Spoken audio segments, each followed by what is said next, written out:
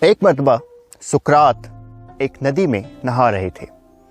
ان سے تھوڑے فاصلے پر ایک نوجوان نے آ کر چلا کر پوچھا، سقراط صاحب مجھے بتائیے کیا میں زندگی میں کامیاب ہوں گا یا نہیں؟ سقراط صاحب نے اسے کہا، یہاں میرے قریب آؤ۔ جب وہ نوجوان سقراط صاحب کے قریب گیا تو سقراط صاحب نے اس کا ہاتھ پکڑا اور کھینچ کر اسے ندی میں لے گئے اور اپنے ہاتھ کی قوت سے اسے پانی کے اندر اس کا سر ڈبو دیا۔ نوجوان کو جب ہوتے آنے لگے تو اس نے اپنے جسم کی تمام توانائی کو اکٹھا کیا اور زور لگا کر سقراط صاحب کے زور کو توڑتے ہوئے ندی کے اوپر آیا۔ سقراط صاحب نے اس سے پوچھا کہ جب تم نیچے تھے، پانی کے اندر تھے، تو تمہیں ہوا اور آکسیجن کی کتنی ضرورت محسوس ہو رہی تھی؟ اس نے کہا کہ بے تحاشا، مجھے ایسے لگ رہا تھا کہ اگر مجھے آکسیجن نہ ملی تو میں مر جاؤں گا، اسی لیے میں نے اپنے جسم کی تمام توانائی کو اکٹھا کیا اور زور لگا کر اوپر آ گیا۔ سقراط صاحب نے اسے کہا، تو زندگی میں تم کامیاب ہوگے یا نہیں، اس کا دار و مدار بھی اسی بات پر ہے کہ زندگی میں تم جو بھی کرنا چاہتے ہو، جو بھی پانا چاہتے ہو، اگر اس کے لیے تم اپنے جسم کی تمام توانائی اکٹھی کر کے صرف کر سکتے ہو، اپنے اس مقصد کے لیے وقف کر سکتے ہو، تو تم کامیاب ہو سکتے ہو۔ بصورت دیگر تمہاری کامیابی بہت مشکل ہے۔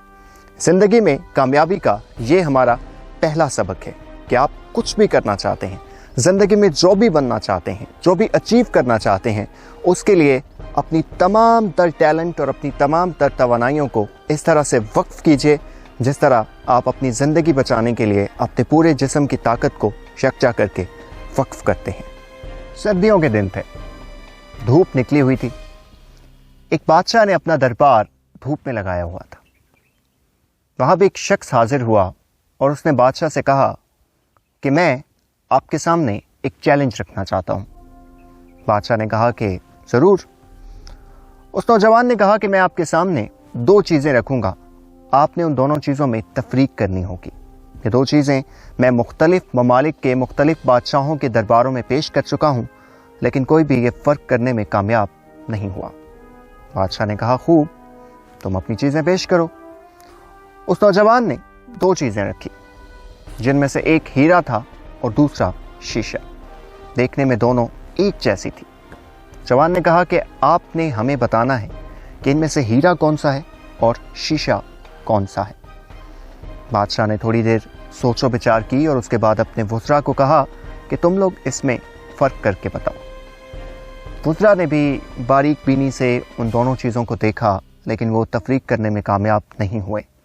بادشاہ بھی سمجھ چکا تھا کہ وہ بھی نہیں جانتا کہ ان دونوں میں فرق کیا ہے۔ اتنے میں مجمع میں سے ایک کپ کپاتی ہوئی آواز آئی۔ ایک بوڑھا انسان لاٹھی کے سہارے کھڑا ہوتے ہوئے بولا کہ بادشاہ سلامت، اگر آپ اجازت دیں تو میں اپنی ذہانت اور تجربے کا استعمال کرنا چاہوں گا۔ ان بزرگ کو پکڑ کے جب آگے لایا گیا تو دیکھا گیا کہ وہ نابینا ہیں، وہ دیکھ نہیں سکتے۔ سب حیران ہوئے کہ جب اتنی آنکھوں والے، اتنے مدبر وزراء ناکام ہو گئے ہیں تو ایک بوڑھا انسان جو آنکھوں سے نابینا ہے کیسے فرق کر پائے گا اس میں؟ بادشاہ نے کہا کہ اس کو موقع دینے میں کیا حرج ہے۔ بزرگ کو کہا گیا کہ آپ کوشش کیجئے۔ بزرگ نے ان دونوں چیزوں کو اپنے ہاتھ میں پکڑا اور فوراً کہہ دیا کہ یہ ہیرا ہے اور یہ شیشہ ہے۔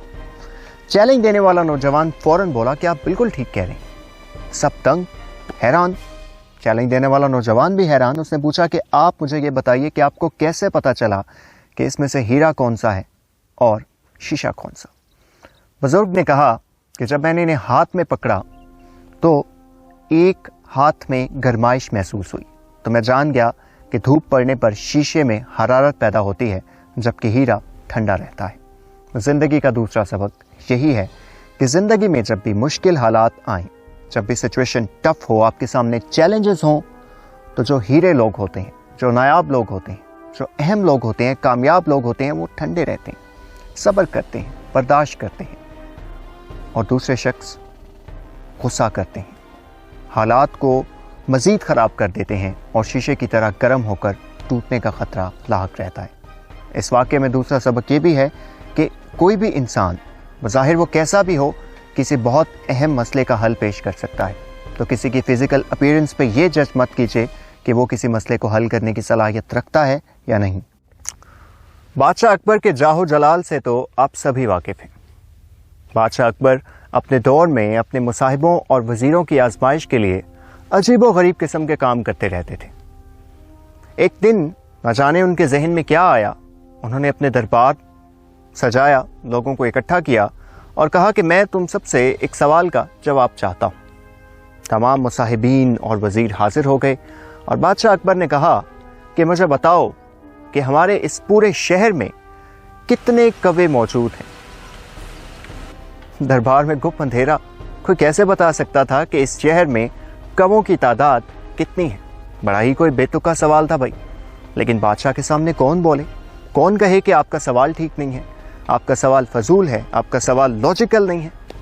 اتنے میں بادشاہ کا ایک وزیر اٹھا اور اس نے کہا کہ حضور، آپ کے سوال کا جواب میرے پاس ہے۔ بادشاہ نے کہا بتاؤ۔ اس نے جواب دیا کہ آپ کے اس پورے شہر میں 50,983 کوے موجود ہیں۔ بادشاہ بہت حیران ہوا اور اس نے کہا کہ تم کیسے جانتے ہو کہ اتنے ہی کوے موجود ہیں؟ وزیر نے کہا کہ آپ اپنے لوگوں کو بھیج کے گنوا لیجئے، اگر 5,983 سے زیادہ کوے ہوئے تو اس کا مطلب ہے کہ دوسرے شہر سے ان کے کچھ رشتہ دار ان سے ملنے آئے ہوئے ہیں، اور 5,983 سے کوے کم ہوئے تو اس کا مطلب ہے کہ اس شہر کے کچھ کوے ساتھ والے شہر کے رشتہ داروں سے ملنے گئے ہوئے ہیں۔ بادشاہ اکبر اس سے بہت متاثر ہوا اور اسے انعام و اکرام سے نوازا۔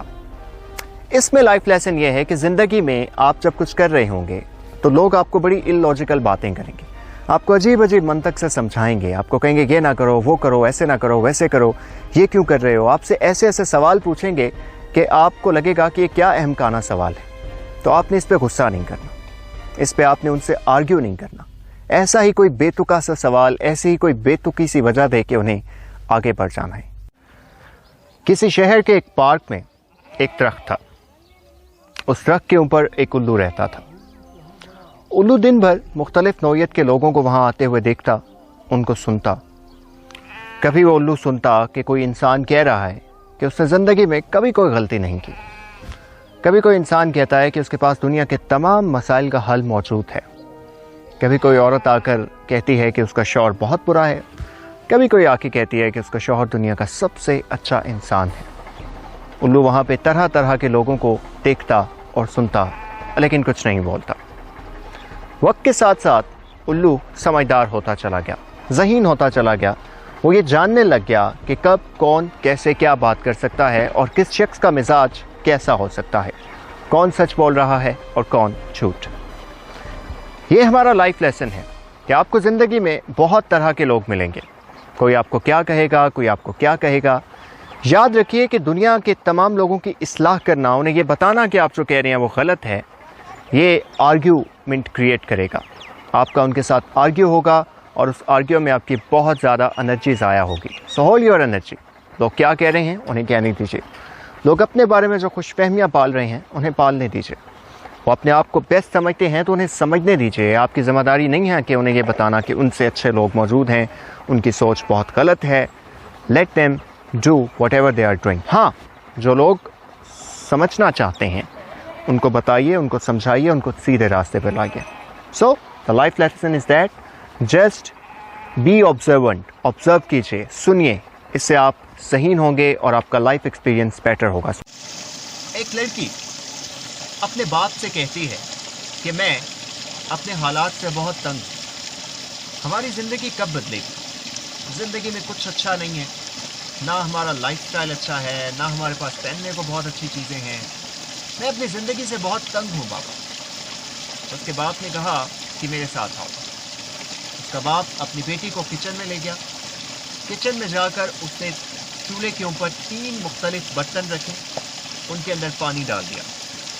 پہلے برتن میں باپ نے آلو رکھا، دوسرے برتن میں انڈا اور تیسرے برتن میں کافی کے چند بینز پھینک دیا اور تینوں کو آگ جلا دی۔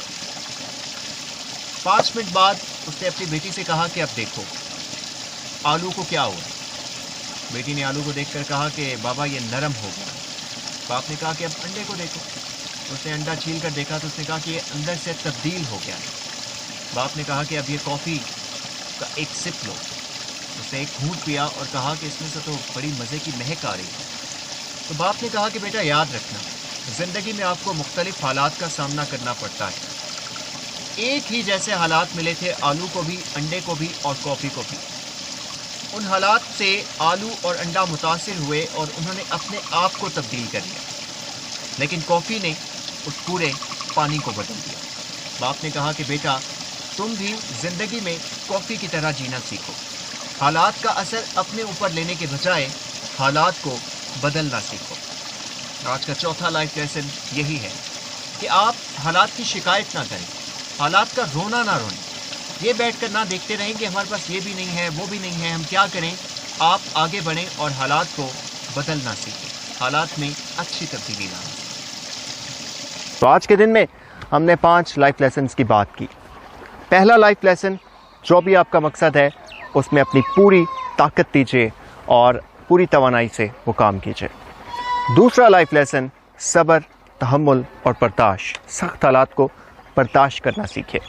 تیسرا لائف لیسن، آپ سے الٹے سیدھے سوال پوچھے جائیں گے جب آپ کسی مقصد پہ جا رہے ہوں گے، آپ کو آرگیو کیا جائے گا تو اس آرگیو کا کاؤنٹر نیریٹو بھی ویسا ہی دیجیے جیسا آپ کو دیا جا رہا ہے۔ چوتھا لائف لیسن، حالات کو اجازت مت دیجیے کہ وہ آپ کو تبدیل کر دیں، آگے بڑھیے اور حالات کو تبدیل کیجیے۔ پانچواں lesson, observe observe and observe, be observant, observe کیجیے، مشاہدہ کیجیے، آپ بہتر ہو جائیں گے۔ اپنے میزبان زبیر خالق کو اجازت دیجیے، دیکھتے رہیے اردو گھر۔ اللہ حافظ۔